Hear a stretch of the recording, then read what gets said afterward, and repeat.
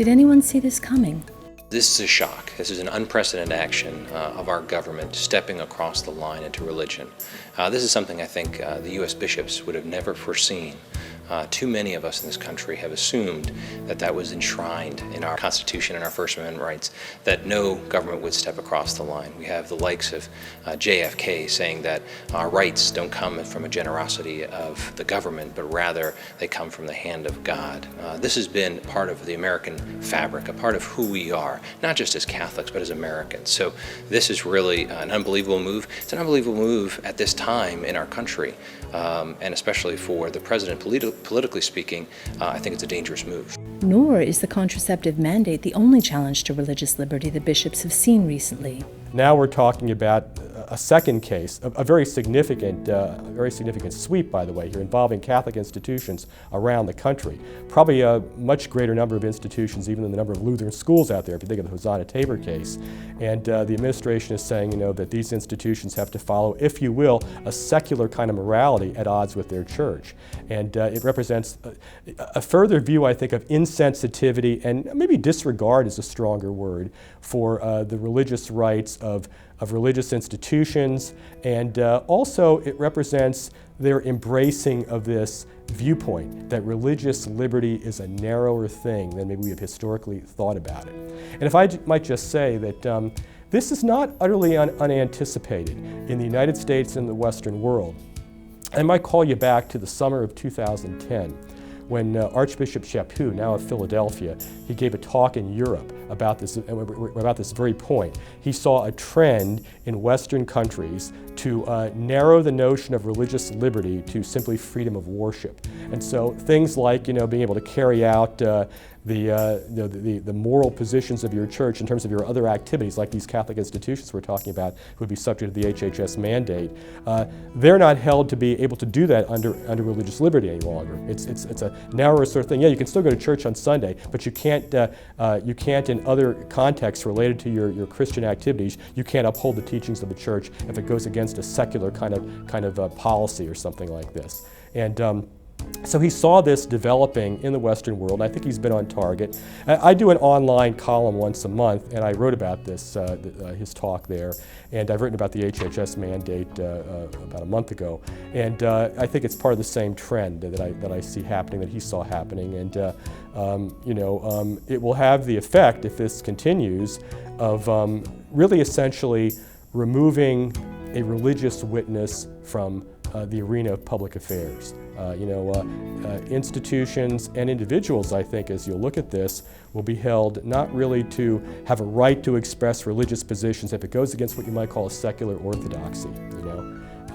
Even if and they're doing this to try to promote and uphold their church's teaching, they'll be held not to be able to do that. It won't be protected by religious liberty if we keep going down this path.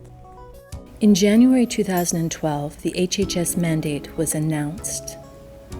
What happens to Catholic institutions if they do not comply?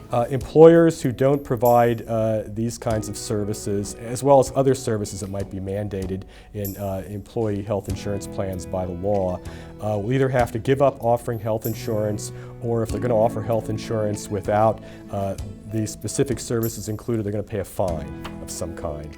Now, if they don't pay that fine, if they refuse to pay that fine, I'm not sure it's entirely clear what might happen. It's possible that HHS might move to try to close them down or something. It's possible that HHS would go to court and say that, we have the authority to have done this. They're not abiding by what we've told them to do, and the court either order them to pay up the fine, or else, hold them in contempt of court. And if you're held in contempt of court, you can be imposed further fines or go to jail potentially. I don't know if we've gotten quite to that stage in thinking about that, but what has been specified, though, is if you're going to offer the health insurance plans and you're not going to include this, you're going to be fined for it. The immediate penalties are there's twofold. One, there might be complete civil disobedience to this law, and then there will be a whole battle that will come up over this. But if they simply choose to say, we're not going to offer health insurance, we now it's a value for many people in this country. So the institutions that that feel like they can no longer comply with this will have to drop health coverage and then pay substantial fines. So there will be monetary fines for not going along with our own conscience. So in a certain sense, we're going to be penalized financially for following our conscience. But then in the end, all of our employees that would have been dropped then are on the government plan, which covers all the things that we object to in the first place.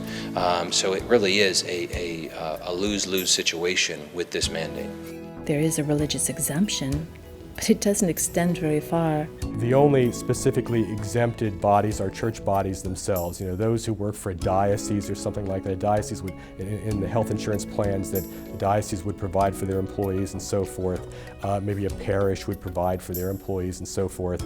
It's a very narrowly tailored religious exemption. And on top of that, it also specifies that the only religious organizations, bodies that would be exempted would be those who cater essentially who cater to people of their own faith. So let's say a Catholic hospital is serving people of different faiths, Anybody is welcome to come to a Catholic hospital. But because they are providing services to people who are not Catholics, the way this regulation reads, they would be covered by this. And they'd almost be considered, maybe not exclusively Catholic enough in some way or something like that. And as I said before, it only applies really to the religious bodies themselves. It doesn't concern other kinds of Catholic institutions. So we're talking again about Catholic schools, Catholic universities, Catholic hospitals, Catholic charities, organizations, related organizations.